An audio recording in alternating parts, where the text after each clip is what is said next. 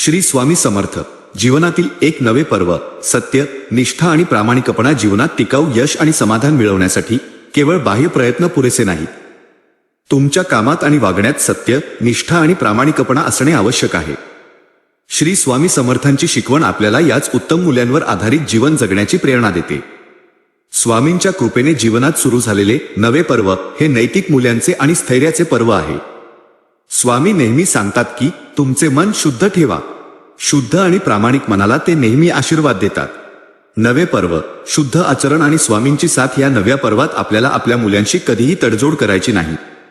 स्वामींची साथ त्याच भक्तांना मिळते जे आपल्या आचरणात प्रामाणिक राहतात. सत्य बोला. लहान असो वा मोठे, नेहमी सत्य बोला. खोटेपणा आणि फसवणूक क्षणभर सुख देऊ शकते, पण दीर्घकाळात ते दुःखच देते.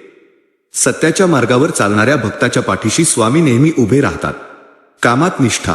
तुमचे जे काही काम आहे, मग ते छोटे असो वा मोठे, ते पूर्ण निष्ठा आणि प्रामाणिकपणाने करा.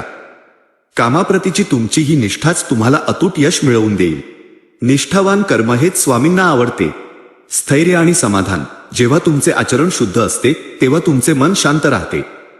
ही मानसिक शांती तुम्हाला जीवनात खरे स्थैर्य आणि समाधान मिळवून देते. बाह्य गोष्टींपेक्षा आंतरिक समृद्धी महत्वाची आहे, हेच स्वामींचे अंतिम सत्य आहे. चला, आजपासून आपण स्वामींच्या आशीर्वादाने जीवनातील या नव्या पर्वात सत्य, निष्ठा आणि प्रामाणिकपणा या मूल्यांना महत्त्व देऊया. हीच मूल्ये आपल्याला स्वामींच्या चरणांशी आणि अखंड समाधानाशी जोडून ठेवतील. श्री स्वामी समर्थ महाराज.